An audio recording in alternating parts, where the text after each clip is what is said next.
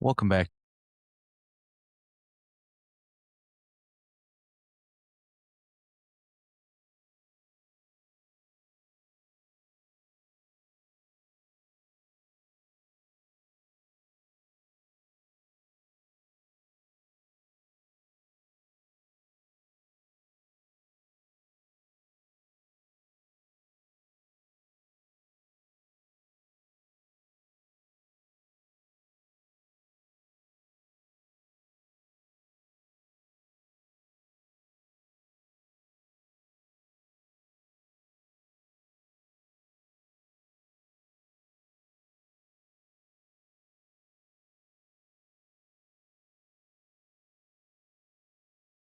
And hopefully you like today's episode. Well, you excited for turkey season to start? Yeah, I'm ready for it to start so I can stop filling all these turkey call orders. You can get out there and use them. Yeah. So what's your My hunt of the first year? stop, Yep. Mississippi. And the way things are going, that's who knows if that'll change. I was originally going to South Carolina first and then to Florida and then I had I have that tracker app that I do and was Hmm. going to attend an event to help promote it, do some Q&A at a dog tracking event. And that got canceled, so then my schedule got flip-flopped, and I said, "You know what? I'll just go to Mississippi." And so right now, that's my first stop. I'll be there for a couple weeks at least. Sure. Is that somewhere that you can hunt on multiple tags if you get one? Or Yeah, they allow for up to 3 birds. Yeah, three tags per person. Typically, when I go to Mississippi, though, if I get 1 tag filled, I'm content. That's the case with any state I go to. If they have multiple states, I usually, if I fill 1, I'm good to go, and I may stick around to film someone else fill 1 or go to another state. But this year, because I'm kind of putting all my eggs in one basket, I'm spending an extended period of time in Mississippi, the longest period, contiguous number of days in Mississippi this trip. I'm gonna try to fill at least 2 tags, and then I got a buddy that's gonna meet me, about a week after I get there or so, and, maybe film him, and then I'm also gonna meet someone that, um, a lot of people might be familiar with, but I'll save that as a surprise if it actually happens and, sure. hunt with that person. So, yeah. Yeah, it's exciting. So Mississippi, do they open the same time frame as Florida? I'm guessing Florida's maybe sooner.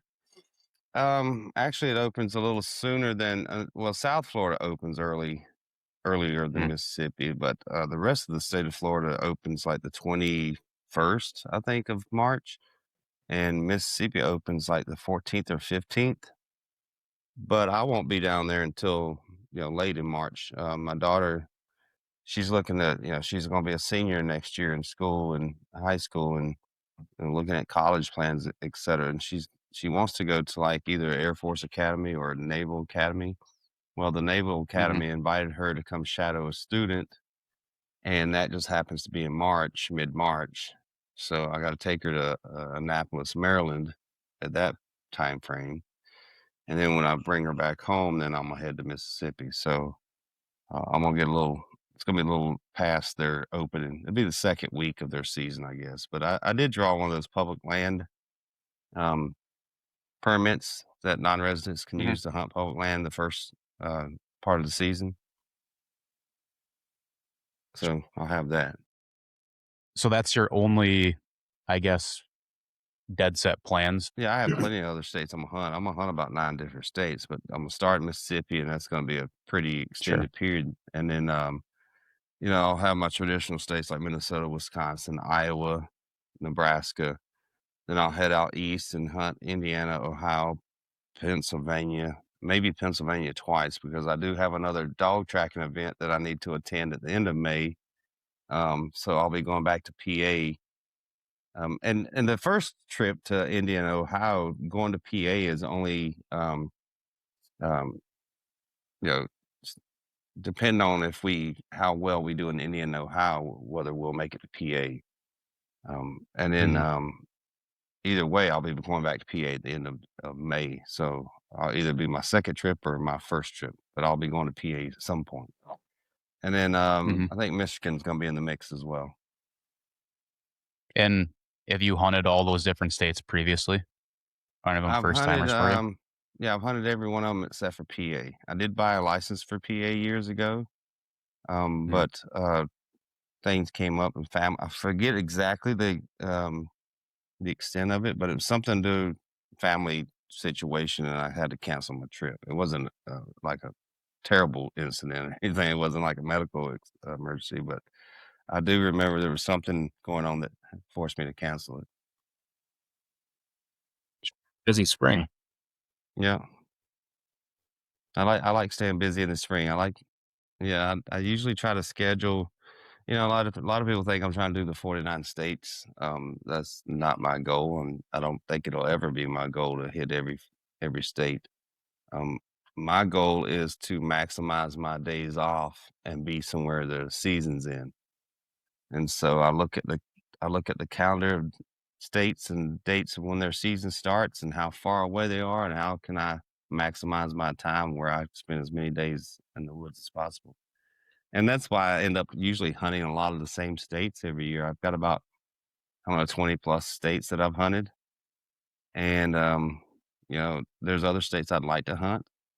South Carolina, I'd like to go back there. I grew up there and hunted there. I haven't hunted there in quite a while, but I was originally when I was gonna planning to go there, I was going to that event in North Carolina for the dog trackers, and, South Carolina South Carolina used to start April 1st and end and last day was May 1st every year that I lived there. That's the way it was, and I haven't looked at it since I hunted there, and I assume that's what it still was, but apparently they changed it to open on a Saturday instead of just leaving it April 1st every year.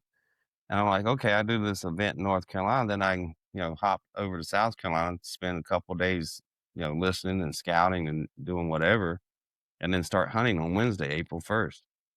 So then I dug into the regs just to make sure, no laws had changed or what laws may have changed so that I don't break any laws. And I noticed that the season didn't start until April 3rd, which was on a Saturday. I was like, well, what am I going to do for a week? And so then I said, well, I'll go to Florida. Then I'll come back to the event in North Carolina, then I'll go, to South Carolina and hunt. Or no, I'll do the event in North Carolina, I'll go to Florida, then I'll come back and hunt South Carolina. And then that event got canceled, and so there was no sense in me being that far east, and I didn't wanna do a bunch of driving. I was like, "You know what?" And with the tag, expenses in Mississippi basically skyrocketing, um, that's you're looking at I spent like 470 some odd dollars for just to hunt Mississippi, and I'm like, I could do that Hmm, and, hunt Florida also, but then Florida's gonna be another whatever it's gonna be, 200, $300. I said, "You know what? I'll just spend the money on Mississippi and stay there longer." Um, sure. so It's definitely something for someone like you that, does all these states every year and has some experience doing it. It's kind of a good point that you bring up, though, is, I see a lot of guys that it's very popular to travel around and, try to hunt different states for whatever reason. Like you kind of said, some guys are just chasing all 50 or all 48 or whatever the huntable states are, how many there are, and they kind of overextend themselves in one year. They buy tags in 3 states thinking they're gonna fill a tag right away, and they come home with nothing, and then they're all depressed.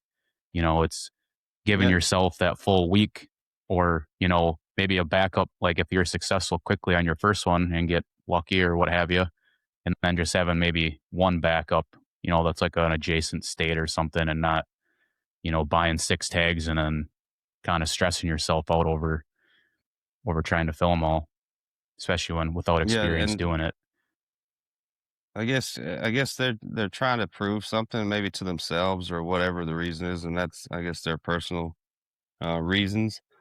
Um, but when I look at these folks doing these 49 states, the expense of like I got to fly to Hawaii as one of the states, and how much time am I going to be in, and money and time involved going to those places, and then go to this next state and that state.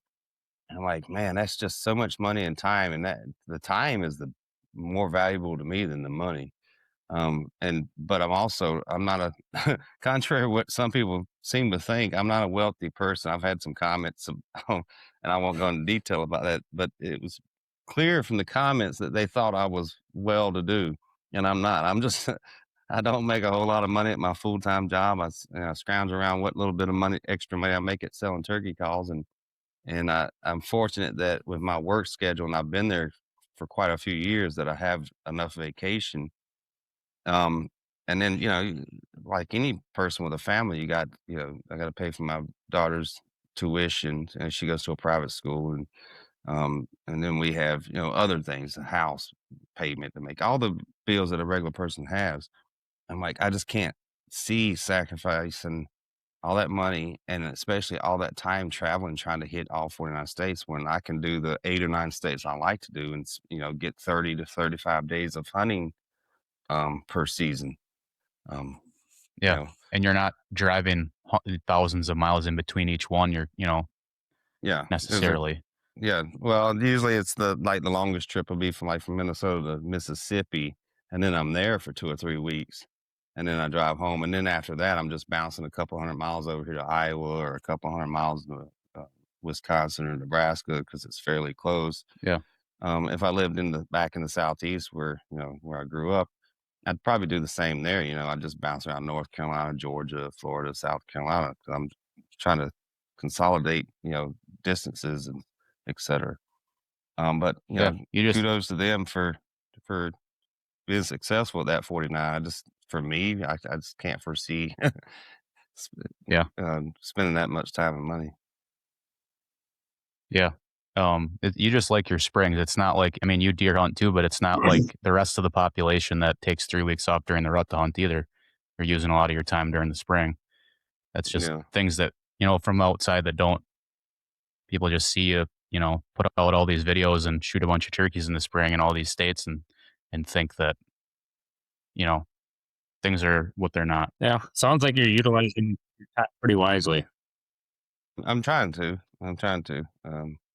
Like, I mean, for instance, Michigan. Michigan revamped their turkey seasons. I think they made their zones bigger and they got rid of their June season. We used to go, me and Joel, my buddy Joel, go there just about every spring to extend our season in June. But now that's not, possible anymore. So now, because now we have like the UP of Michigan stretches over into Wisconsin, I was like, you know what? Let's try some new areas in Wisconsin, over in that part of the state, and then we can, if things go well or if we're struggling, then we can, either way we can hop over into the UP of Michigan and hunt that area. We've never hunted there, see what that's all about. um and that comes back down to maximizing, efficiency. We won't be too far from the border of Michigan. May not be a whole lot of turkeys there, I don't know, but we're going to find out. um but that's part of the thing that I get the most enjoyment out of spring turkey hunting is, going to these new places, never being there before, and instead of just Mhm. going to a state to notch a tag or put a green check mark beside my on my map, I'm you know I'm maximizing my time and getting to spend more time each day in the spring woods, which is what I love the most. I mean, turkey hunting's great. Don't get me wrong, but there's nothing like spring to me, especially you live up here in the extreme upper Midwest and it's cold all winter and you're stuck inside all the time. I got cabin fever pretty bad today. The weather's pretty nice, and I was out on the Yeah, deck, and I was like, "Man, I can't wait for the days to be like this every day." you know, yeah. How they've old they're were you just when you killed your first turkey? oh gosh, I was early teens, 12, 13, 14, somewhere in that range. 14. I'm gonna say 14. I don't remember. You're talking about back in the days before there were cell phones and internet. I mean, there was internet. I guess we didn't have it. I do remember my uncle having it. 'Cause we had, I used to go to his house, and I asked him, could I play a game on his computer, and it had dial-up, and you had to listen to that ting, ting, ting, that little chime, all that noise as it boots into to the internet. Um, Mhm. but, that was back in the day of, Polaroid pictures and, 35 millimeter film cameras, and, so I don't remember exactly, but I do remember my first long beard. The first turkey I got was a Jake. I called it in myself. I called all my turkeys in myself. Basically self-taught. But I remember that morning waking my brother up to go hunting with me, and he's like, "We're not going to see anything." I said, "So you're not going?" He's like, "Nope." And I went out there in the dark and ended up. Long story short, I ended up getting my first long beer, and I come back and I was beating on the door, beating on the window of my brother's bedroom. "Come out here, look at this gobbler I got." And he comes out there, opens doors, rubbing his eyes. He's like, "Oh, you got one?" And he's like, "I knew you'd get one if I didn't go." And I was like, "Oh yeah." But we went to my uncle's house because he had a Polaroid camera, and I didn't know how to pose with a turkey back then. So I got my brother to hold one wing, and I held the other wing. We just stretched it out, and he took a picture, and I still have that picture. Um, but my older brother's Camaro sitting there as a foggy morning. I just remember all that vividly, and then also the picture. But yeah, I was young when I got my first one, and then after that, I was killing, anywhere from 2 to 5 every spring. It seemed like we could kill up to 5 in South Carolina back then. Hmm. But I was hooked the first time I went. Yeah, I was just curious on, like, your upbringing and getting into turkey hunting. You said you're self-taught, like, there wasn't an influence, like, you learned from that's Yep. older, like dad, uncle? No, my dad didn't hunt. He barely fished a little bit. He was a long distance truck driver, so he was gone anywhere from a week to 2 weeks at a time. My older brother hunted, but mostly hunted deer. And I went out a few times squirrel hunting with him or by myself. I remember my dad finally trusted us to go. We were 12 when he trusted us to go hunt by ourselves with a shotgun. We used to have BB guns, and then it was finally he'd go out in the woods every once in a while. My older brother would go out with us. We'd have a single shot 12 gauge. And then he finally trusted us to go hunt by ourselves. And then my older brother enlisted in the army and he was gone. So I was home, basically just me and my mom and my sisters and my brother. And because I got two brothers and two sisters. Anyway, I forget what sparked my interest in turkey hunting. Or I just remember finding out about it, somehow knowing about it, and went out and turkey hunted one year. And we had some public land that butted up to our 50 acres, and we probably had more turkeys on our private than they did on the public. But I don't know. The public just seemed it had no logging roads where they were thinning pines and stuff. Pines is a big thing down in the southeast, and I would walk those logging roads and stuff, and kind of in between our property and it.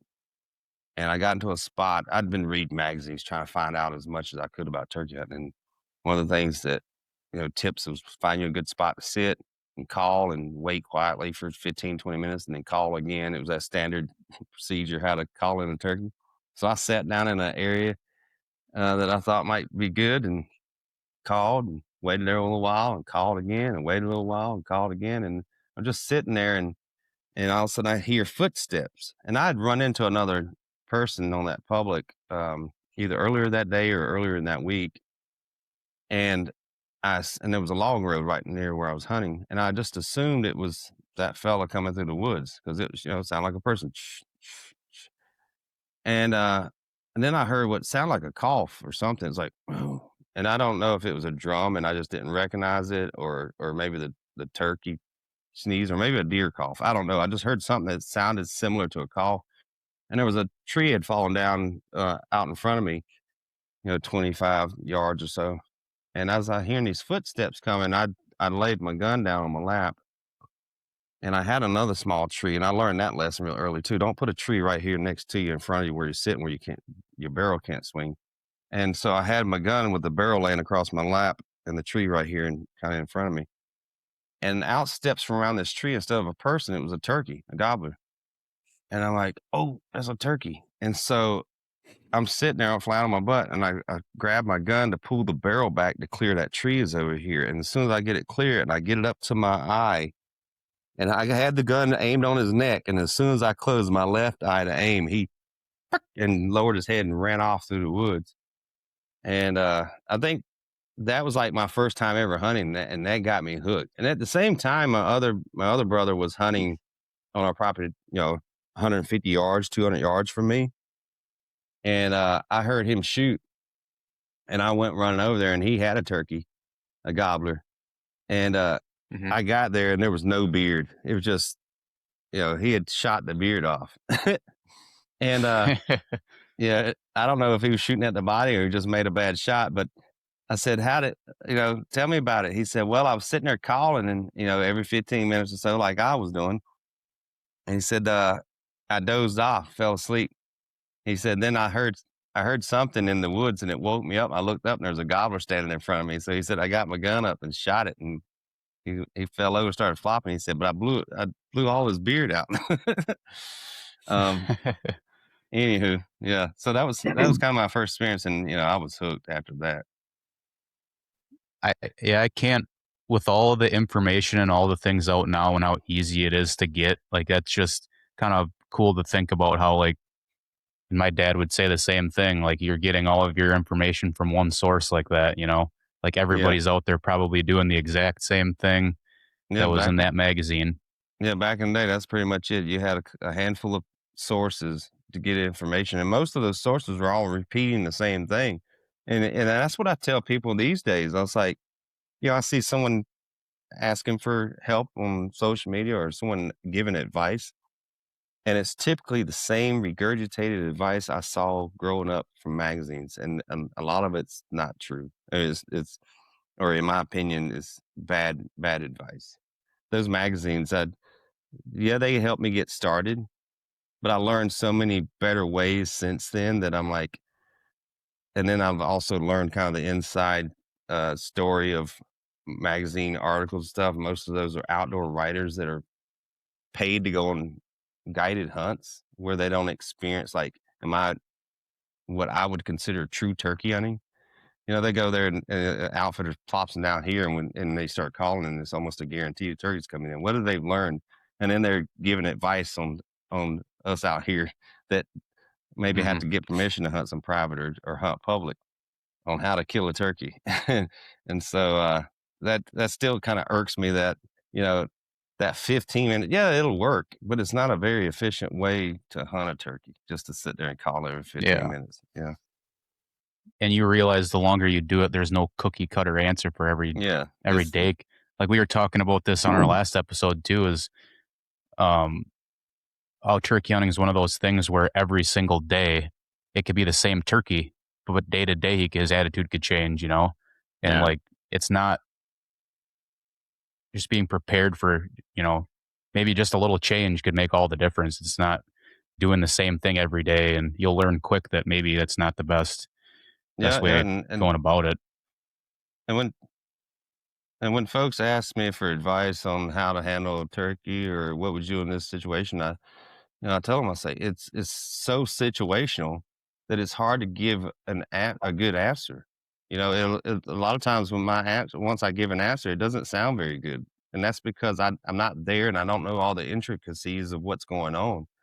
Um, to give a thorough or what I would do in that situation type answer. I can give a general answer like this is, and sometimes that's good enough, but with turkey hunting being so dependent on the terrain and where you're at and where the gobbler is at that moment and where you're at that moment and what time of the season is. And there's so many variables, whether he has hens with him, whether he doesn't. um, Yeah. Knowing all those factors can drastically change what your decision is in the next few seconds. You're you almost can only tell people what you would try first, and then after that, it's kinda up to you to, Hmm. you Yeah. know, adjust. I think the best turkey hunters out there, what separates them are willing to try different things and, like, staying on a bird for longer than you normally would, or, like, staying out there with them all day. I know you in a lot of your videos, you do that a lot, like, if you're on one and you can stay on them, you stay on them for a majority of the day, if Yeah, he's and talking that's back. Like, where most people, if he's not coming towards them, they're either leaving or going back to get breakfast, and they're done for the day, and they try one spot. They don't bounce around, they don't, go into a big piece and walk most of it and call and just stay out there all day. I think you can learn a lot, like, later in the morning, and that could be the best part of the day. that's a bit of really good advice, and I tell folks a lot of times, whether no matter how good of a turkey hunter you are, the more time you can spend in the woods, and I don't just mean in general, I mean like per day, hours out there, the better you'll become as a turkey hunter and the better your odds of getting, filling that tag each day. Like I used to do that when I was first starting out. I'd go out there. My brother, came home from the army. He and I would go out and hunt together. And if we didn't kill one by 8:30, 9 o'clock, we were at the local my uncle's restaurant getting breakfast, or going to McDonald's and getting a biscuit. And nowadays, I have no need to go get a biscuit. If I'm out there in the woods, I'm hunting until I'm exhausted. If it's, I will say this, by 2 o'clock in the afternoon or so, if I haven't, got a bird, or if I'm not on a bird, I'll usually take a break at that point.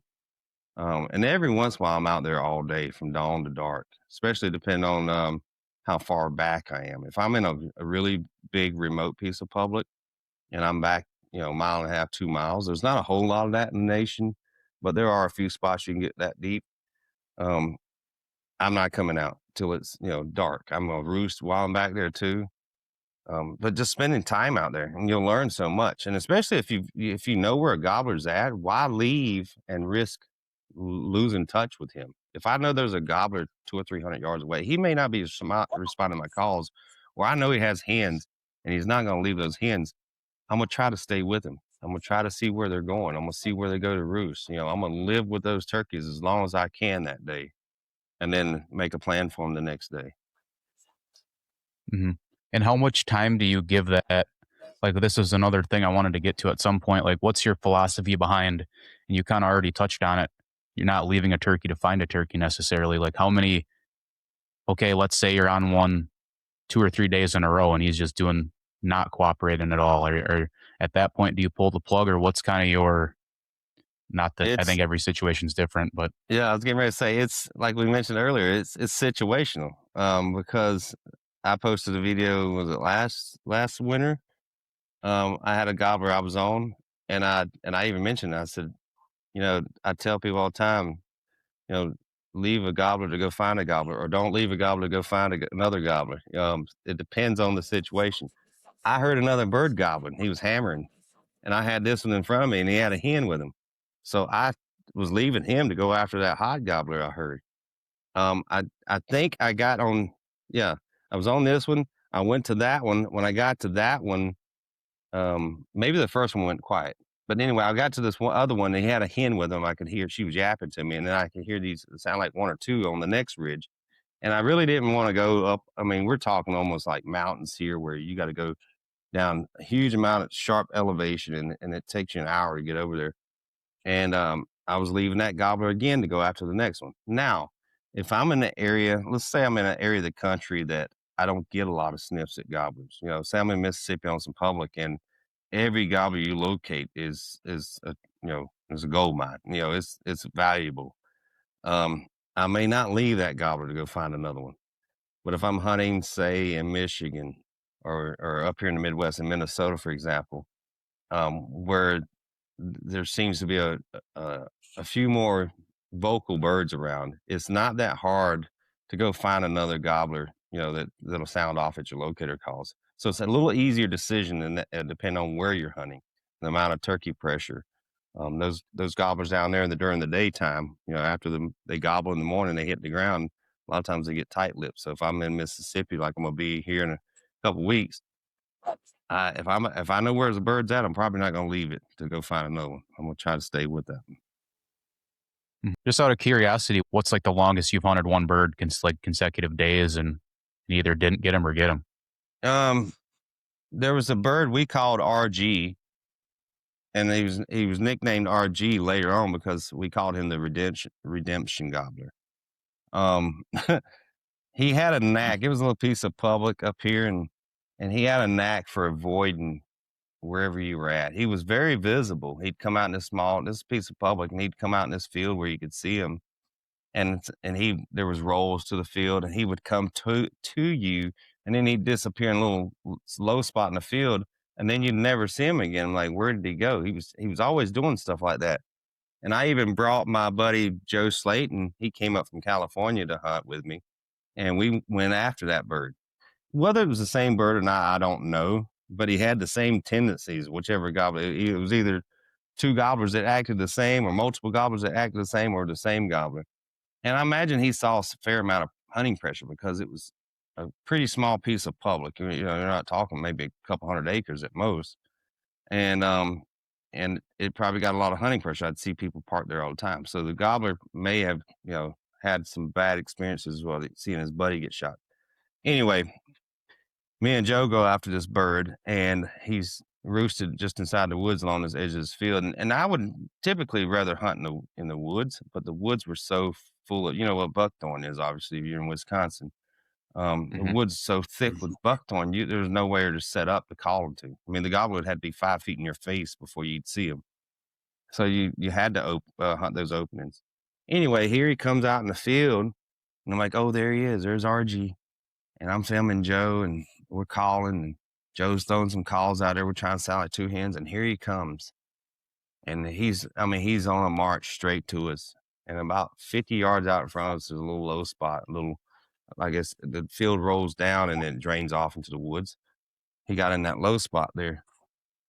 And I'm sitting there, waiting for him to come up, over the hill. And we sit there for a while. And I finally tell Joe, I said, I'm going to get up on my knees and see if he's still in that low spot. And I get up and I don't see him. And finally I stand straight up and I'm like, he's not out there anymore. And so I sit back down, and I can't remember if I owl hooted or called or Joe called or something after a while, but then he gobbled. He was past us. He then went down in low spot in the woods and circled around us behind us, and he was gobbling going away. And I'm like, man, he did it to me again. And I told Joe about it. I can't remember if I told Joe about it before the hunt or after the hunt. And he's like, let's go somewhere else. Let's just find a different gobbler to hunt. Anyway, Joe and I ended up having success. He ended up getting 2 gobblers while he was here, and then he went home. And I think it had been a couple weeks since I'd hunted RG, and I said, you know what, I'm going after that bird. I'm gonna give him another shot. And this time, I learned my lesson. I called to him and got him to gobble, but I can't remember. I'd have to go back and watch the video, but there was something about where I set up that he would have to come around and take a look to see, the hens or whatever, and he would be in range. And that's exactly what happened. He gobbled, and he was back when Joe and I hunted, back where he went to. That's where he was at this time. And he come around and he got to where, he could see what he wanted to see. But by then I already had the gun up and I was sitting there, and I shot him. And so that was a bird that I spent way too much time on. I'd probably sacrifice, other tags because I spent so many days hunting that one gobbler. But Mhm. he, nothing, super special about the gobbler. No 1.5 spurs or 12-inch beard or anything like that. Just a standard gobbler. But man, I was so pumped about getting that bird. And like I said, it may not have been the same bird, but in my mind it was. And I felt like I had just got gold at the Olympics. It was pretty special. And that just brings up a good point that, there's more to it than just filling a tag. You like you said, you could have probably filled multiple, but just having Yeah. done it for as long as you've done it, it probably irritated you that he got the best of you, and you just Yeah. wanted to get the better of him, And or at least well, see what it takes. I'll tell you where it started. I went out there and it was raining. The first time I had an encounter with him, it was raining. I said, I don't care. It was cold, it was upper 30s, maybe around 40 degrees. It was just that little light, misty, drizzly rain. And I called him and his hens up. And I called him to the point where he came out into the field when me and Joe hunted. I'd called him to that point, him and his hens. And the hens came right, and I think it might have been a jake or two. They came right into view, but he stayed on the backside of this little knob, right? And I'd been out there just soaking wet and cold. I was so numb and freezing that when I went to take the safety off on my gun, my thumb was so numb, I didn't have any feeling. I couldn't get the safety off. It took me 4 tries to slide that little slider. I mean, that's how numb and cold I was. But he came around that low spot, and I was sitting there, and finally he popped up, took a peek on the backside, and I shot and missed him. And I was Mm. pissed. I was walking by the truck. I remember shooting a little video. I was like, I can't remember what I said, but I was pretty upset in that video, and I posted it as like a Facebook reel or something at the time, or it was, I don't think they had reels then, but just a video. And that's kind of what got stuck in me, that I'm gonna get that gobbler. And I spent way too much time on it, but I ended up getting them, and I think that's why I was so happy when I finally did get him, that I had conquered him. A bird Sure. bird with a brain that big had outsmarted me so long. So kind of going back on you saying you spend most of your time out in the woods, do you have a time kind of where you feel you're more successful? Is that more in the morning, late morning, afternoon? Is there a time you see yourself killing more birds than others? And obviously, well, I mean, to me, it's obvious. I kill more birds in that first, 30 minutes of 45 minutes of daylight, because I roost so many gobblers. And I can't remember what podcast I was on, but I mentioned on a podcast I was on in the past year or so, that it has become so easy, or not so easy, but to me, it seems like a slam dunk anytime I roost a gobbler, that I'm gonna kill him the next morning, that I'm almost tempted to quit doing it because it's almost not a challenge anymore. But other than that daybreak time frame, I kill a lot of birds, between that 10 and or 9, I'd say 9 and 11 time frame. Um, after 1 o'clock, or basically after noon, 12 o'clock, my success rate goes so far down that that's usually when I take a break about 1 or 2 o'clock in the afternoon. I'm still out in the woods, but I'll sit against a tree and I may run a call. And a favorite tactic of mine when I get tired like that is to run a pot call, a glass one, preferably something high pitch it'll carry. I'll cut on a little bit, yelp, cut on pretty aggressively, and then set the call down and then lean against the tree to take a nap. And I've heard birds, right as I'm starting to doze off, 10 or 15 minutes later, gobble. And I've got a video come up on our channel that showcases that exact tactic. Me and Joel Perry, um, we had been hunting, and we'd been riding around, walking into spots, checking, trying to find birds, and we just couldn't get a bird to gobble. And I was pretty tired. It was just late in the day, and when I say late in the day, past the noon hour. And I told Mhm. Joe, I said, we found some gobbler tracks in the road yesterday, and we found some strut marks. And obviously he must have been strutting to some hens, but I said, we know there's a gobbler there because it had rained recently. So we know there's one still alive in this area. Let's go park right there, step off in the woods. I'll run a call, and then we'll just take a little nap, do that my little favorite tactic, I guess. So that's what we did. We parked right there. We didn't walk 20 yards in the woods away from the truck. And I told Joel, I said, I should leave these cameras rolling because it just feels like a bird should gobble. It was one of those 70-degree days, sunny, just the slightest of breeze, the Tweety birds just singing and stuff. It just feels like if you ran a pot call or something, one would. And I shut off all the cameras because I just wanted to conserve footage or storage space and batteries. And sure enough, I ran that pot call, and before I even got a chance to relax and close my eyes or anything, that bird. I was like, oh, there he is. So I was wide awake again. We went in there and trying to set up on this gobbler, and the truck come by. And the truck went slowly by. I don't want to ruin it for the viewers because it's a pretty interesting video, but I'll let them watch it. But it just, I guess, really showcases what I was just talking about. Even when I'm out there and I've been hunting all day and I haven't heard anything, instead of leaving the woods, to go get a bite to eat and then take a nap on the couch, I'd rather just stay out in the woods, run a call, sit against a tree, and take a nap in the woods. My body's become tuned to turkey sounds, that even when Mhm. sleeping, if a bird gobbles, I usually hear it and it'll wake me up, even a faint gobble. Um, I will add this to it. As I've gotten older, that doesn't work as well. When I was younger, I guess I slept lighter and a faint gobble would wake me up. Now I sleep pretty deep. I might snore a little bit. So um, it's nice. And I got a buddy with me and we take turns napping. I was like, I'll take the first nap, or the first watch, you nap, or vice versa, and Mhm. listen. But yeah, Sorry to get so long-winded on the story, but it's just it's No. a good tactic. Something that comes up, like I have noticed, and you said it there, that you do, you try to roost them when you can at night. And I've had very, very mixed luck. And a buddy that's lived here for going on 10 years, he always told me that it's not worth doing here because they just don't gobble at night. You can't roost them. Well, I would agree. It's a little tough. It's a little It, tougher in the southern part of Wisconsin. yeah, just based on whether that's the terrain or what, I don't know what the reason is. We can't put our fingers on it. It's just compared to other places we've went, I guess. Not saying it can't be done, but just compared to other places, it just seems like roosting birds is a little bit more challenging, I should say, for Yeah, whatever reason. I would agree with him because I've hunted southern Wisconsin quite a bit. I've hunted all over the state, and I will say it is more difficult to get a bird to gobble down there, and not necessarily more difficult to roost a gobbler. Is it's There's a lot more hunting pressure down that way, from out of Mhm. non-residents and residents.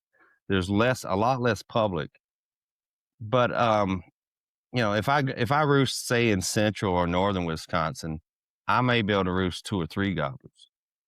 But in southern Wisconsin, I'm usually gonna at least roost 1, every once in a while, it might be 0, but at least 1.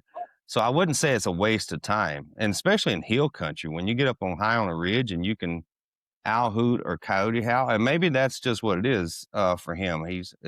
He's not to say he's not good at it or anything, but I've watched folks that are good hunters and they get out there and they owl hoot, for instance, and they just do the 8 note and then nothing gobbles and then they move on to the next spot. And I'm like, oh man, you got a callawall, you got a coyote howl, you got to do something that's gonna force that gobble out of them. Not to throw any shade at Aaron Warbritton. He's a great turkey hunter, if you've watched his show. But he and I were hunting an area one time. I'd already filled my tag, and I was going to help roost gobblers. And him and Ted went off, and I went off. And at dark, we met up. Now, Aaron does that, ooh, that natural voice thing. But I'm coyote howling also and caterwauling with my owl hooter and stuff. I think stuff that it can really pull out a gobble out of a turkey that doesn't necessarily normally want to gobble. We met back up at dark, and I was like, "Well, how'd you guys do?" And it's like, "Nothing. We didn't get a single thing to gobble." I was like, "Seriously, I got 5 birds roosted," you know? Um, so and all in different spots. I'm just riding around, and I'm like, how did you not get a bird to gobble?" So for your buddy, that might be the case. He may just need to add one more call to his toolbox, that a higher pitch sound. That high pitch sound for me is what really helps pull a gobble out of a Yeah. bird that doesn't want to That's gobble. like, that's one call that I've tried to been getting better at is, with a diaphragm, is a coyote howl. I feel like that's, like you were saying, it's just something that's not a lot of people can do it or do it, and it's just different. Yeah, And and you're going to hear it from wherever you are. you don't really have to get the bark down. It's that high pitched squilly howl that I do. Mhm. That's what pulls the gobble. It's kind of like an ambulance off in the distance. Yep. Sirens going. And I've always done it with a goose call for years up here. That's what I always had good luck with. Yeah, I tried a goose call many years ago, and the reason I bought one is because I was trying to get on this gobbler, and he wouldn't gobble anything else, and then a goose flew over and he gobbled to it, and so I went and bought me a goose call. But after I bought it, I never could get a bird to gobble with it, so I quit carrying it. I think I still have that very first goose call I bought, 30 years ago or however many years ago it was, somewhere around this house, but I never carry it anymore just because even That's your next challenge. yeah, find that goose call. Yeah, that's definitely something to think about, because I'm not saying there's no birds around. We just have had a hard time getting them to gobble at night, but then they're there in the morning. We know where they're there. We just trying to like Oh pinpoint them a yeah, little bit more, oh, that's and it's just hard to do. And that's probably why, is because probably making the same sounds as either everyone else or stuff that they're used to hearing. You know, like I was saying earlier, there is more pressure down there. Like when I've gone down to roost and I said I'd usually get at least one to gobble, it's not that there's less birds. They're less willing to gobble in the evening. I guess that was the Mhm. point I was trying to make, and I probably didn't make it clear enough. It's not just the calls I'm using. I'm able, maybe that's why I'm able to get at least one to gobble because of the calls I'm using. But to your point, it is more difficult to get them to gobble in the evening, and that's all due to pressure. And I think that's the same reason, like down south in South Carolina where I grew up, you could not get a bird to gobble in the evening. In Mississippi, it's hard to get one. Every once in a while, I'll get one to gobble in the evening down there. It's just they're hunted all the time, a lot of pressure. And I think they learned not to give their location away in the evening. Um, Yeah. I had a buddy of mine asked me, we were hunting down south one year before last. He said, Shane, I got to ask you, what is your success rate at getting a bird to gobble on the roost? And I was like, I'd say it's 8, 8 or 9 out of 10 attempts. At each evening. So out of 10 evenings, I may roost a gobbler out of say 8 of those evenings. And he said, Mhm. "Okay, now what's your success rate at roosting gobblers in the South?" I was like, "Oh, it's much lower." you know, you're looking at maybe 3 out of 10 evenings I get one to gobble. And so the Mhm. combination of hunting places where the turkeys are willing to gobble, say in Minnesota in the evening versus Mississippi evening, I get birds to gobble almost every evening in Minnesota, and then it's only 3, maybe 4 at best, but usually about 3 out of 10 evenings down south. And so Sure. the because I hunt up here so much more often, that's why my success rate is skewed towards about 7 or 8 nights out of 10. Yeah. Yeah. I mean, the more I think about it, it's obvious. Everybody's kind of trained to that's how you kill a turkey. If you're newer, is to rip around at night and crank on a crystal, or a box call. And the turkey's probably just like deer looking up in trees or get used to the tendencies people have probably just naturally over time. He's used to that. Mhm. I usually don't use a turkey call to get one to gobble unless I can't get him to gobble to a locator call. And I don't know why, it just seems like the locator calls work well. But I remember a hunt not too long ago where I got a bird to gobble. I think it was with an owl hooter, but where he was positioned, it echoed, and I couldn't quite tell exactly where he gobbled from. But he wouldn't gobble again. I owl hooted, cattle walled, I coyote howl, nothing. And then I said, you know what? I'm gonna get a pot call out.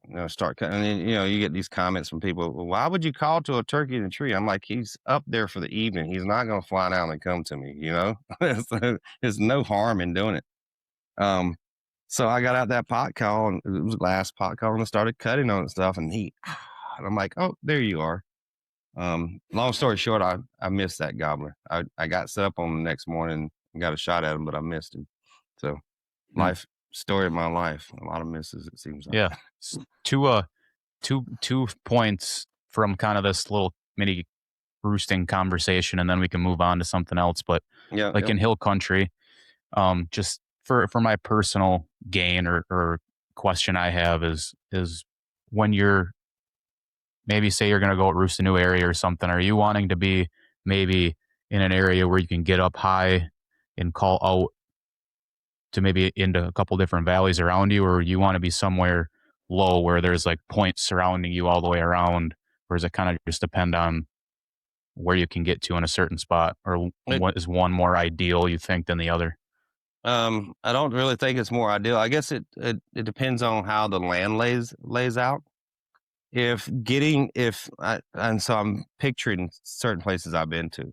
There's one place I've been to that I can go to, and the valley has ridges coming multiple directions. And so being low and calling to those ridges, because the gobbler's going to roost up on the tops in most Hmm. cases. I can reach 8 or 10 ridges from one spot. Another spot where I'm down low, because of the way it lays, I may only be able to hit these first 2 ridges, and the other ones are so deep in there that I'm not getting them. But if I'd gotten up on one, I can reach more. So I to answer your question, I want to be in a position that my sound can reach as many ridge tops as possible within, you know, a, as short of a distance as possible. Now, if I'm in, hill country and I'm up on top of a ridge, I can get a bird to gobble over a mile away. I've pinned them at a mile away. And I know for sure my coyote howling is reaching that far because me and my buddy Joel, again, he and I have hunted a lot together in recent years. We were hunting in Michigan, I think it was. And I was coyote howling trying to get a bird to gobble. And he had either texted me or something. He said, "Where are you at?" And I dropped a pin where I was at. He said, "Did you just coyote howl?" I said, "Yeah." He said, "I heard you. And I'm right here." It was we were over a mile apart, and he heard me coyote howling. And so I know it's reaching Mm, that far. So that's another reason I think that coyote howl is so effective. But get up on a ridge where I can reach as many ridge points as possible. I think that's a good strategy. And then just try to sure. triangulate, wherever that bird Yep. gobbles to figure out exactly which ridge and where he is on that ridge. I heard somebody talk about this too, and I think you were kind of hitting on a little bit about like why would you call at a roosted bird with a turkey call versus a locator call. Like, have you ever put any thought into like if you're at night and you're calling to them on the roost and they hear you and you sound like a turkey, that's something they would think about the next day and try to get to that spot later in the morning and like kind of play Yeah, that into your whole. I've actually done that a few times, and I actually mentioned it to there's a fellow named Cade Tricky. I don't know if you've seen he has a YouTube channel. I've Some pretty I've good. heard of his last name, but yeah, Yeah, he's got some pretty good turkey hunts. He had put out, I don't know if it was an Instagram reel or a YouTube short or something about using a wing from a turkey to simulate a turkey flying up in the evening if you got where a gobbler's at. And I mentioned, I said, even better yet, throw out a few turkey calls so that he recognizes your voice, because that's a mistake a lot of people don't that they make. They don't realize that turkeys have a memory for voices. We'll just call them voices. Just like your dog can recognize your voice, a gobbler can recognize the voice of that hen that he's breeding, that dominant hen. That's why he goes to her in the morning. If you're yelping and he's gobbling to you, all of a sudden she starts yelping over here. He takes off. He recognizes her voice, and so that's why a lot of times your hen calling doesn't necessarily work in the woods. Sometimes you wonder why that gobbler won't come in. He doesn't recognize you. You're a strange hen to him. But if hears a familiar gobbler, I mean, they can recognize each other's gobbles. They can recognize each other Jake yelps, so they recognize each other. So I guess my tip was, and I've done it plenty of times. I hear a bird go up, gobble on the limb, and if I'm fairly close to where I want to be set up the next morning anyway, like just by luck, he's gobbling close by, I may simulate a fly up cackle and yelp some. Not only does he know, okay, how well does this really work?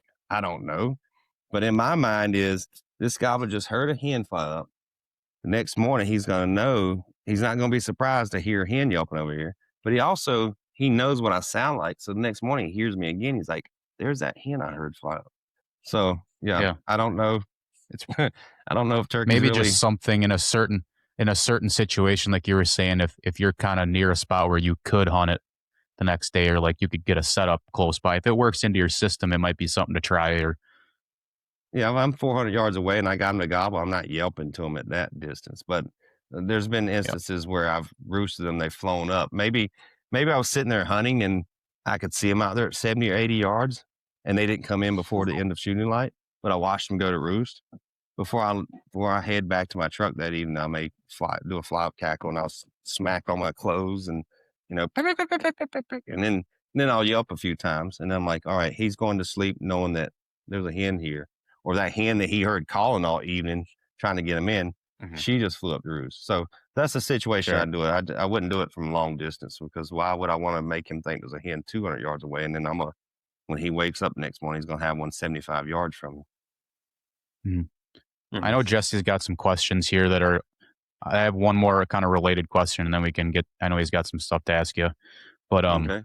related to like the turkey calls itself.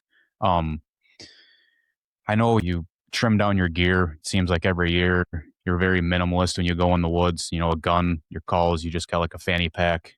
You know, very lightweight. Are you the type of person that wants to be prepared, like we were talking about, like a different mood, different birds, like different calls, different sounds? Are you somebody that takes, you know, multiple different things call wise, or are you like your one or two that you really are comfortable with and that work well for you and stay minimal with the calls?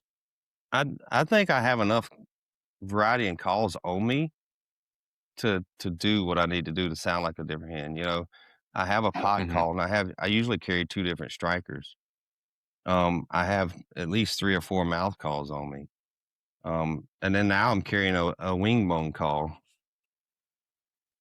that I used it for the first time, not this one. I used one just like it last year for the first time and called it a gobbler, and I really got addicted to toting that thing around on my neck. I don't have it around my neck right now because I was working, filling orders, and I didn't want it dangling in the way, but I'll be carrying that with me every day in the woods. And so I feel like I have enough variety with the minimal amount of calls I carry to sound like different hens. And I also feel like I can adjust my calling on my mouth call to sound like different turkeys. You know, even though it's the Sure. same call, I can adjust the pressure, whatever, and sound like a different hen.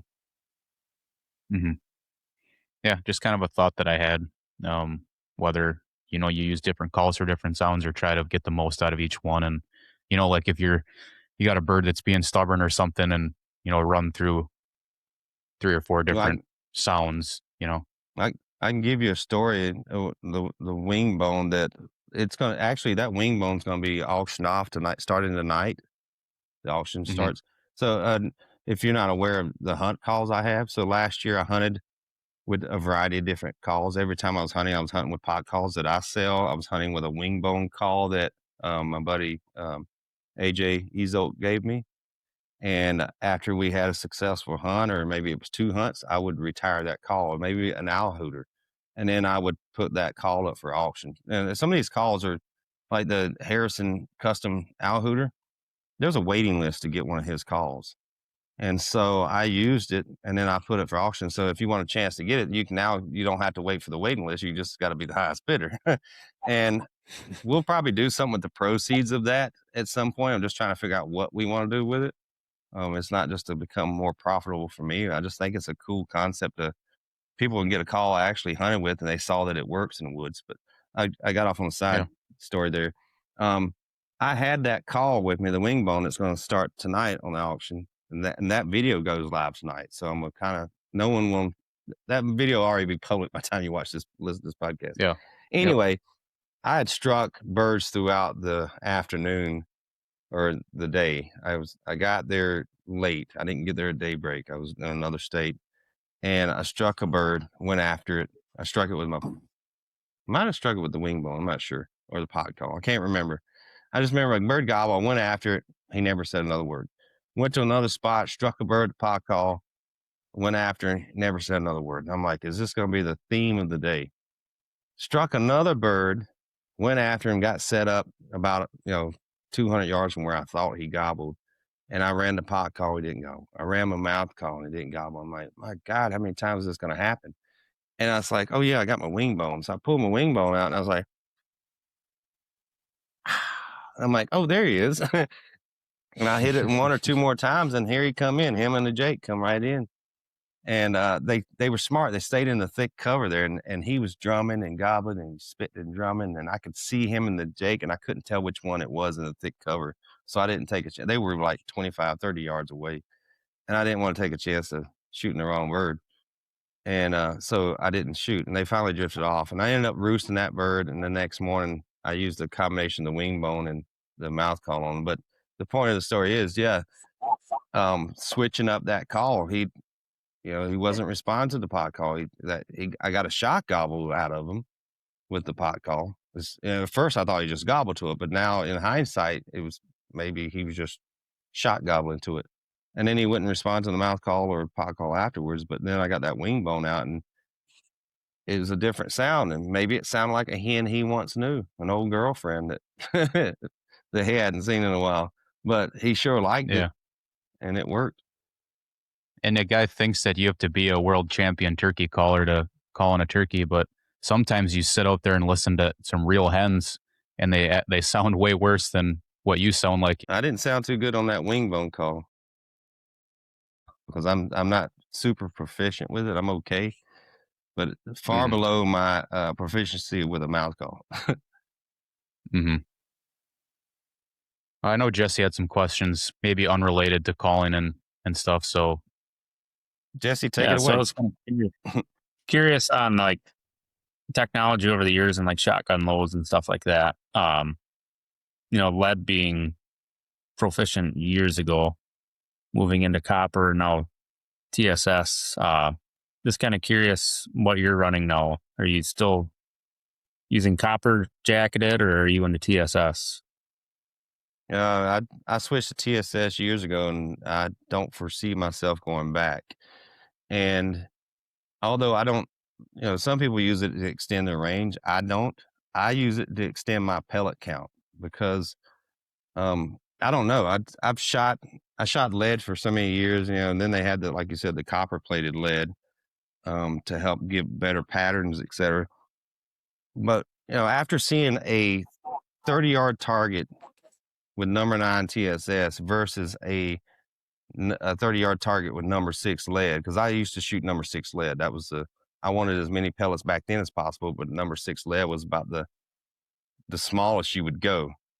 Um, there's no comparison. Every little gap is filled in, and I try not to shoot a super tight pattern. I shoot a very open constriction so that my 20-yard shot is it's a 13 to 14-inch circle. I think I measured it 13-inch diameter. And then out there at 40 yards, it's a 20 something, 22-inch diameter circle. And I limit myself to 40 yards. I don't shoot any gobbler out past that. He just gets to live another day if he doesn't come inside of 40 or what I estimate to be 40. He may be 42 and I end up shooting him. But the point is, I kind of self-regulate because I want that close range interaction. I want to, and not to dump on anyone that shoots farther than that. It's just for my personal experience or my personal gratification. I want them inside 40 yards. And the TSS, like I said, the only reason I'm shooting it is pellet count. And I guess there's more than only thing. It's that consistency in the pattern. With a lead pattern, you can't get a nice open pattern in close and it still maintain its pattern out far. If you want a good pattern out far, you got to have a super tight. It's just the nature of TSS because it's perfectly round and small diameter. It's not affected by wind. What do you call it? As it's going through the air, as lead is, and then lead deforms, and so that can make it have erratic pellets that go off. So TSS just performs a better pattern. You can have an open pattern in close and maintain it out at distance. So there's a lot of pluses to yeah, it. Now it is expensive, but you're spending, and now it's gone up a lot more. But initially when it came out, you're spending about $7, $8 a shell, and people that complain about that, I'm like, look, when you're spending $100 for a turkey permit, what's $8 more for that turkey? So Yeah, realistically, yeah. yeah. And from what I've heard from folks about TSS and its quality is like, guys that are hunting a lot, out of woods hunting and they got some terrain and stuff, it maybe does a little bit better with small brush. Like if you had to get through a little bit of yep. stuff, not saying to take a unethical shot through a bunch of brush, but like if you happen to have something maybe you didn't see, it's not going to be as it can hold up to a little bit structurally And more than versus lead. y- It's a little bit yeah, in some higher cases, but quality. I did have a gobbler. I did have a gobbler last spring that it was a pine limb. It was probably about that big around hanging down in front of me out there at 10 yards, and I didn't see it. I was so focused on the gobbler that limb just blurred out and I didn't even see it. And then you can see in the video, my pattern hit it directly and it just blew my pattern apart. And I didn't kill that gobbler. But like you said, but the little small twigs and stuff, oh, TSS just gonna blaze right through it and keep going straight. The density of it. And then curious on like when you decide, what tag you want to go after archery turkeys with? What's your deciding factor when, say, you can hunt them with a shotgun, but you want to decide to take them with archery equipment? That's something like personal preference, Well, or I don't know that I don't know if I'll do that anytime soon again. I did it in Minnesota, um, and that was a mistake because Minnesota limits you to pick one or the other.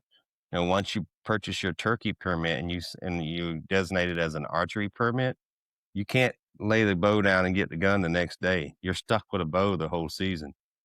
And Yep. I wish I hadn't done that because I spent 6 days and I was on gobblers every day, and some of them within bow range. I was trying to get an eastern with my recurve. I'd already got a Miriam's, and I'm doing running and gun style, no decoys, no blind. I'm doing it just like I hunt with my shotgun. And I was so frustrated. I'd missed a gobbler the opening morning. I'd called them off the roost. Two of them came by me at 20 yards roughly, and my arrow hit a little small twig or something. Plus my bow, I think, hit some brush as a release and threw my arrow went right over him. And then I was laid up with that gobbler for 3 hours within bow range. I was laying kind of on my belly and some thick stuff. It was so much high stem count stuff, buckthorn and stuff, that I couldn't get an arrow through there if I wanted to. And him and the hen were just kind of hanging out there 3 hours nonstop drumming. Every once in a while he'd gobble. After 6 days, and multiple encounters or close calls, I say enough's enough. And then I got the compound out, and then I missed a gobbler with it, and the same thing. Gobbler gave me a perfect opportunity, and my arrow hit a twig that I didn't see and deflected down into the dirt. And I'm like, I won't make this mistake again. If I do try to get one of my recurve again, it'll be. And the only reason I took my compound out there, I was tired of struggling with the recurve, and I just wanted to finish, fill this tag and be done with it. And I Mhm. still struggled. Laying out there in the rain one morning with my compound and getting soaked, only for the gobbler to sneak by me somehow. But if I decide to do it again, it'll be in a state where it's not a weapon specific tag. I can hunt one morning my recurve, and if that doesn't pan out, then I can grab the shotgun and hunt the rest of the day, or vice versa. Yeah, I feel you. Turkey hunting. That's the that's the Go one ahead. thing I don't care. Like, I do think that there's like, I do kind of like how Minnesota lays out their turkey seasons for, like, from a non-resident's perspective, like just opportunity wise. But I would agree that I like how Nebraska does it a little bit more, where you know the incentive to, you can get out there early with a bow and then Yeah. still hunt with a gun. Like, that's what happened. I went out there 2 years ago now, I think, and I hunted the last 3 days of archery with the bow, and then hunted, had a gun with me, and was, in range, didn't get it done all 3 days with a bow, and then first morning with a gun, got one. Like, Yeah. it's just nice to have that multiple options And and not that's be tied down to one thing. I've been a critic of Minnesota's archery, what I call archery incentive, for years, because for those that don't know, Minnesota has their season broken into mini seasons, like A, B, C, D, E, and F seasons, and it's to distribute hunting pressure. And this is for firearms only. You used to have to pick a zone and stick to it, and a week to hunt, and that's all you got. And then they expanded it to where you can hunt anywhere in the state, but you can only hunt that one particular season you have, either A, B, C, D, or E, or F. But for archery hunters, you buy an archery permit, you can hunt the entire season anywhere in the state. And it was incentivizing people to buy archery tags. People that had probably no business trying to go after a turkey with archery equipment, because Hmm. you need to know the anatomy of a turkey. Their vitals are smaller, and reposition where to hit them. And I knew I have several friends that picked up an archery permit simply because they could go anywhere in the state and hunt all Whenever season, they want. and went out there and wounded turkeys they never recovered. And they regretted it. And it's like, man, if I had a shotgun, I wouldn't have wounded that turkey. And they basically admitted they had no business being out there trying to kill a turkey with a bow. Um, and Yeah. I wish they wouldn't incentivize it like that. I wish they would, make it if you just give us a turkey permit like any other state and let Yeah. me choose what weapon I use. Yeah. Yeah. That's definitely one of the negatives. But I think just like from a non-resident's perspective, it's nice that you have the opportunity to pick what season, even if it's you have 1 week versus, somewhere like, other states where you're very restricted to where, if things come up, you're like, I know sometimes I like to move my schedule around last minute. It's nice to not only have like 3 or 4 or 5 days, you know, that you Well, have to you do, apply for and a tag and you have to go those days. You can kind of decide when you want to go. yeah, I mean, you are stuck. Like if say the weather's bad the week that you got a tag from Minnesota, they did do something nice by having that season F as a kind of a do over season. So if you don't fill your Hmm. tag within seasons A through E, you get a chance to hunt again in F, which is nice. I've heard, and that's why Michigan redid their seasons because well, they added that June season because people in season A, maybe the weather was terrible then. But then Yep. also, they redid it again recently because maybe that season, that week you're off, the weather was terrible or something happened that you weren't able to get out. And now you spent that money on tag and you don't get to use or, whatever the reason. So it is nice that you to not be stuck to just those 4 days. The states are starting to realize, hey, let's give them another chance when the weather might be better or Yeah. circumstances in a life may have cleared up. Hmm. But at least it's, you know, from the perspective of preserving the resource, at least it's, like one bird per season versus here where I could get six if I wanted. It's Yeah, kind of, I I struggle with that. I notice I know that in states that have a one bird limit, or at least close to it, like Iowa's a two bird limit. Non-residents is one bird limit. Michigan's a one bird limit. Minnesota's one bird limit. All the states seem to be flourishing with turkeys. And hmm they just and all of them have seasons where you don't just like Mississippi, you go there and I can hunt the whole season, right? Iowa, everybody gets a season. Even residents, they only get to hunt like 2 seasons, like season 1, 2, or 4, or however it's worked out. Michigan the same way. Now, Wisconsin's a kind of a oddball there. You can buy leftover tags and you can hmm kill multiple birds, but I also like that premise. Um, hey, this is how many birds we can see being taken from the flock and not harming the resource. So let's just hmm issue permits for that number of birds. But they don't just issue it for that number of birds. They know the success rate, say 25, 30%. So let's issue 100,000 tags knowing that only 30,000 birds are going to likely be taken. That's well within our numbers of birds we can see be harvested. I'd like to see states do that. Like even in like down south where they're struggling with the populations. Down there, the issue is they keep cutting the bag limit down per person, which is not a great way to do it. Because when you look at historical data, most hunters down there only fill one tag anyway. So when you're reducing it from 3 birds per person down to 2 or down to 1, you're not you've really changing reduced anything nothing. instantly. Yeah.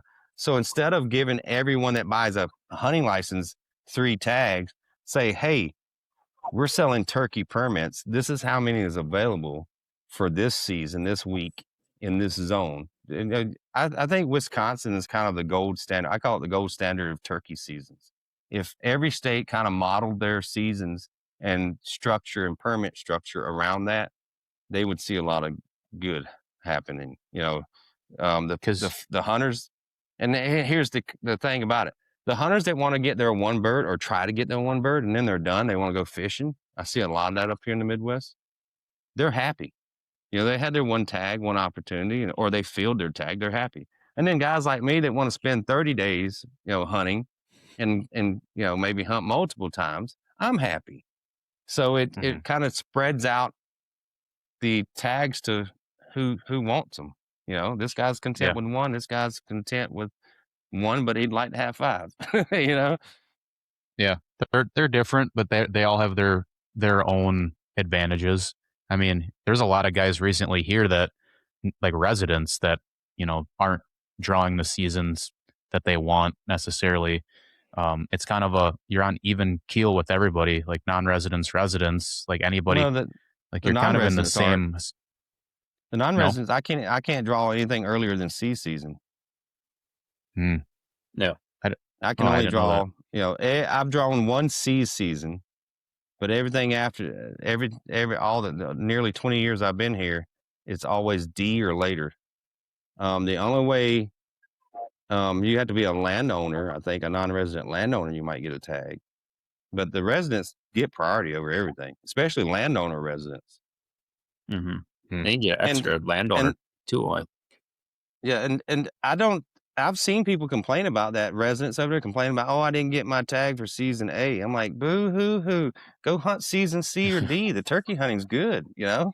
Just because you Yeah. didn't get to hunt, because it's gonna interfere with your fishing later in the season." I think that's the main complaint. I don't see why anybody would you still have an opportunity to tag. There's leftovers. It's not like you didn't get a Yeah. tag at all. It's just you didn't get it when you Mhm. wanted it. And, life's unfair. I'm sorry. Yeah.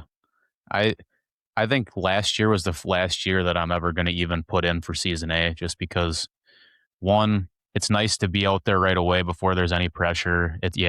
But the weather is so hit and miss every year, and it seems like the last 2 or 3 years that I've been out, either with buddies or like last year, I don't know. I think the hunting just gets better for me, at Yeah, least as the season goes on, for whatever reason. I don't hunt the Midwest or Minnesota, Wisconsin, Iowa. I try not to hunt until May. You know, that's to me when it's actually turkey season. And the part of that's because I grew up in South Carolina. So April 1st in South Carolina typically was about 70 to 75 degrees. Occasionally it might be a little warmer on opening week, right? And the trees are Mhm. greening up. May here, let's say close to mid-May up here in the Midwest, looks very similar to April 1st in South Carolina. It's about a month behind.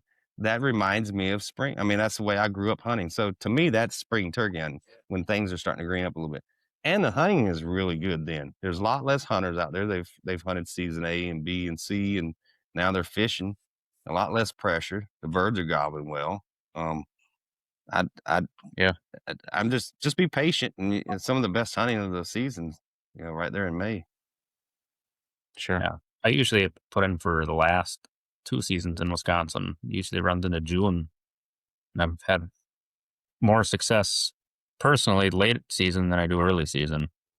Yep, I would agree. I typically have better. Yeah, I typically have better luck. I did hunt Minnesota one time, maybe twice, but I hunted one time with my daughter early, and that's because she was a youth hunter, and we went out. I think it was season C. The seasons are pretty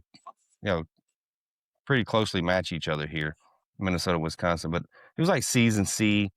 It was overcast and cool and breezy, not a stitch of green around. Maybe the smallest little brush near the ground was starting to bud out green. It just like winter to me, uh, except for no snow.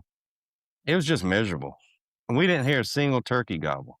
Now, later in the day, when the sun finally popped out, we did get a bird to gobble a couple times. We didn't call them in though, but I was like, this is just horrible. Why would anybody want to hunt this? But I guess you guys grew up in this stuff. So that's spring to you guys. To me, it's Yeah, not. No. And I don't want to be out turkey hunting in that stuff if I can help it. yeah. I mean, we had a couple buddies, and we hunted Minnesota last year early, and everybody we knew the first 2 seasons tagged out, other than Us. one or two of us. So I would have a I guess group. I had a bad, an unlucky time there because I know there's I know what you're saying though. Yeah, doesn't I feel know a like lot of spring. people get season A tags here in Minnesota, and they fill their tags on the first day of season A, and they talk about how many birds were gobbling and stuff. To me, I don't know. I don't want to just sit down and call in a bird. I want to experience that chess match per se. I want to Yeah, find a bird. I want him to make me earn it. Not all of them make me earn it, and some, like I was alluding to earlier, I may just quit trying to roost and hunting them right off the roost because that's becoming too easy. It seems like, and it's not a chess match. I want to play that game I want those birds that, like the one I killed that had the 5 beards. I don't know if you saw that one, that hunt. That bird made me earn it. And I didn't know he had 5 beards until I walked up on him dead. But that was started at daybreak, and it was 1 o'clock in the afternoon, or no, it was close to noon when I finally got that bird. I spent all Hmm. morning on that bird. That's the ones I enjoy the most. Yeah, I agree. Yeah. Well, Jesse, you got anything else? Not offhand, no. Well, is there anything else, Shane, that you want to talk about, seeing as season's right around the corner? Any little, give everybody a little, last second, make sure you do this, or a little reminder before they, whether that's practicing, getting used to their gear, any kind of Yeah. little. Make sure your gun's on. Replace your batteries in your red dots if you're using them. I'm just sitting here looking at some of my electronic stuff. I put new batteries in every single thing that I have. Beginning of the season, that's the last thing you want to happen is a battery go dead. But I'm running a lot of camera equipment too. But your red dot, someone asked that the other day, how often do I change the batteries? I put a new battery at the beginning of the season. I turn my red dot on when I get out of the truck every morning. I don't turn it off till I come back to the truck, and that battery lasts me all season. So don't worry about those batteries last forever. But it probably lasts 2 seasons, but I always replace it with a new one. And I always check my gun. Um, I don't know if you saw the tip that I have where I take the little laser bore sighter, and once my gun's patterned and my red dot's on, I'll look at a target with that laser, and I'll look at where it is in relation to my red dot. So my laser will usually be about 1.5 to 2 inches below where my red dot is on the target. And what that does for me is once the gun's patterned and sighted in, rather, um, a week down the road, I'm hunting. Before I go on a hunt, I'll throw that laser bore sight in and I'll look and I'll make sure that it's still in the same position. That means my red dot hasn't got knocked off. If I see the red dot here and the laser over here, something's wrong with my setup. So that's a easy way to check your red dot's alignment without firing a round of TSS. Yeah, And actually, I think. yeah, Oh, go ahead. once you know where it's supposed to be, I don't even have to repattern. I just move it back to where it's 2 inches below my red dot and it's on. But I still shoot it every year just to verify it. Just a mental thing for me. Yeah. I'm pretty sure that I seen that. I think it was either a short or something you put out. That was a couple of years ago, I think. And Yeah. I think I went out and I think I ordered one off Amazon and put it in my truck or whatever, just for that reason. Like in case I Yeah, think I knocked it up. I usually don't do it enough. It's like if I really wrap it against something, or just to double check if I need it, but I don't do it as much as I probably should. I'm bad about not checking myself. I usually make a point to check it after I shoot a gobbler because the recoil is probably the most likely thing to knock a red dot off. But what I'll do, the laser bore sighter you bought, I encourage people if they buy one, I have links on my website to the ones I use, is put them on a table because it has a little flange like the back of a brasting of a shotgun shell. Put that off the edge of a table and roll it across the table with it on and make sure your laser doesn't do this. That means it's not straight. If it stays like that, just draws a straight line as you roll it, then you got a good one. These things are coming from China, so you got to make sure they're straight. Yeah. 100%. Well, I appreciate your time. I know you got stuff going on with with your calls and business stuff before you get to go. If you want to let people know where they can check out your website, your videos and stuff. Yeah, so the easiest source is ShaneSimpsonHunting.com. And there's links to my YouTube and TikTok, Facebook, and all that. Or Shane Simpson Hunting on YouTube. ShaneSimpsonHunting.com. You got your calls and some merch and stuff on there too. And then your YouTube, highly recommend that. Just, you take a lot of stuff away from watching someone just record what they're doing, not trying to necessarily preach at people, just kind of real and raw. And I think there's Mhm. value in your style of documenting your hunting. So I think people would I enjoy it if they appreciate haven't that. already seen it. So yeah. Thanks. I appreciate it. Yep. And well, good luck down in the deep south. Hopefully the weather's a little bit. It's nice here now, but it wasn't a week or so ago. So Yeah, I'm gonna need it. It's although I've done well in Mississippi over the years, It's not a guarantee by any means. You're going to have to earn your birds down there. Well, I appreciate your time. I think we both can say that, and let you get back to making calls. All right. I appreciate you guys having me on. It was a fun conversation.